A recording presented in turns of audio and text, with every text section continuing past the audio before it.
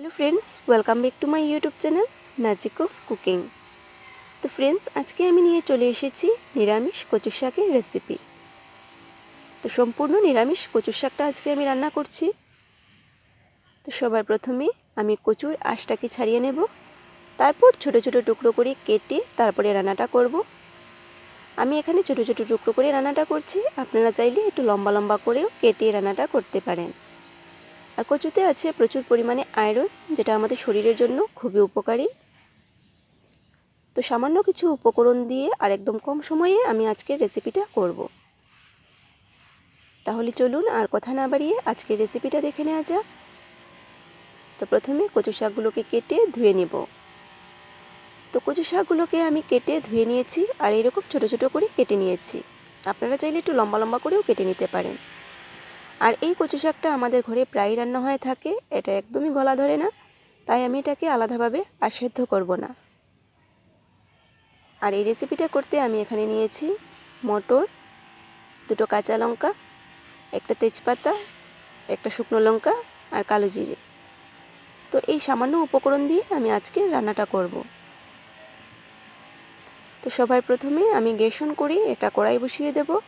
প্রথমে কড়াইটাকে গরম করে নেব।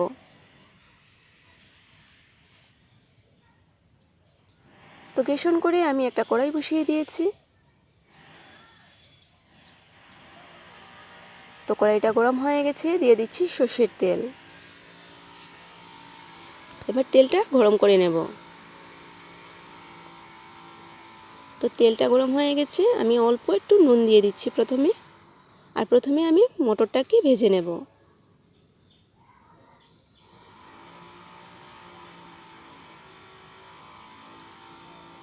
এবার নাড়াচাড়া করে আমি মটরটাকে ভেজে নিচ্ছি আর গ্যাসটাকে আমি হাইতেই রেখেছি।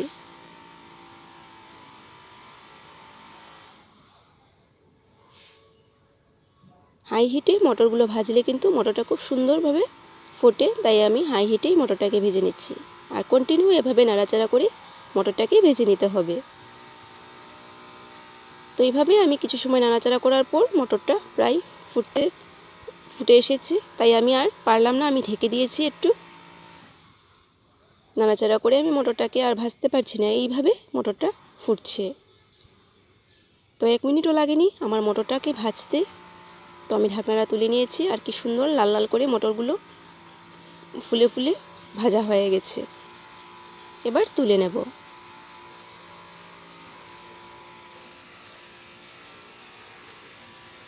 তো একটা বাটির মধ্যে আমি সবগুলো মটর ভেজে তুলে নিলাম। এবার সেই তেলের মধ্যে ফোড়ন দিয়ে দেব। তো একটা তেজপাতা, একটা শুকনো লঙ্কা, বাস এই দুটোকে প্রথমে একটু নাড়াচাড়া করে ভেজে নেব। তো তেজপাতা শুকনো লঙ্কা থেকে একটু সুন্দর গন্ধ বের হয়ে আসার পর আমি দিয়ে দেব কালো জিরে।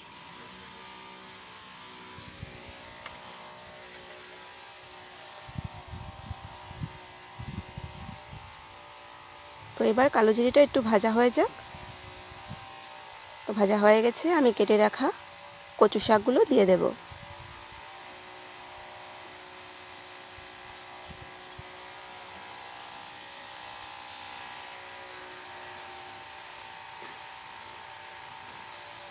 এবারে আমি দিয়ে দেব পরিমাণ মতো নুন।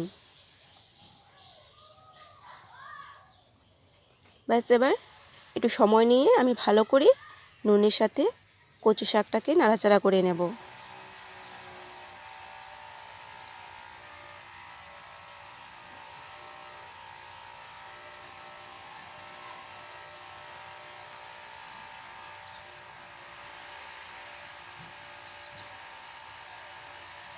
তো দেখতেই পাচ্ছেন আমি এটাকে আলাদাভাবে আর সেদ্ধ করিনি।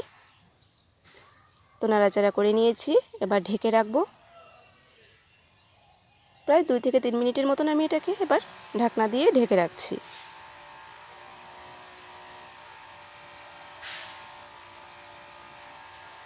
তো 3 মিনিট পর আমি ফিরে আসলাম। এবার ঢাকনাটা তুলে নিচ্ছি।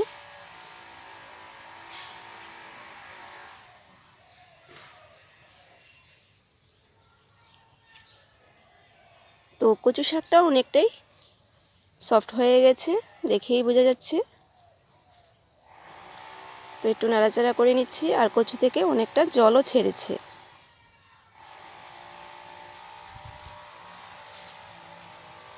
ব্যাস, এবারে দিয়ে দেবো সেই ভেজে রাখা মটরগুলো। দিয়ে দেব 2টো কাঁচা লঙ্কা, আর দিয়ে দেব হলুদের গুঁড়ো।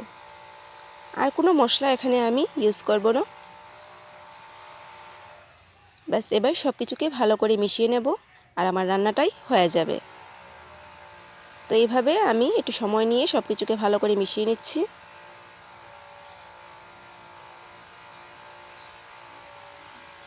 তো প্রায় 1 মিনিটের মতন আমি নাড়াচাড়া করে এইভাবে কচু শাকটাকে ছড়িয়ে দিয়েছি। অনেকটা টেনে গেছে, আরও কিছু সময় আমি এভাবে রান্নাটা করে নেব।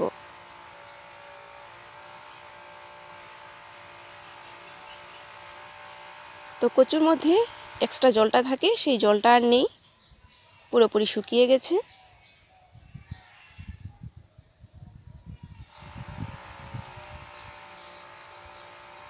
তো এবারে আমি দিয়ে দেব সবশেষে চিনি, আর দিয়ে দেব অল্প ঘি। ব্যাস, আর কিছু দেওয়ার দরকার নেই, আমার রান্নাটাও কমপ্লিট হয়ে গেছে। এই দুটো উপকরণ দিয়ে এবার ভালো করে আমি নাড়াচাড়া করে মিশিয়ে নেব।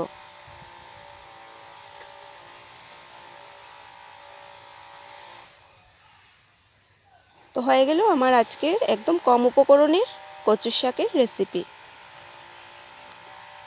আপনারা চাইলে এখানে নারকেল কোড়া দিয়েও এই রান্নাটা করতে পারেন, এটাও কিন্তু খেতে ভীষণ টেস্টি লাগে।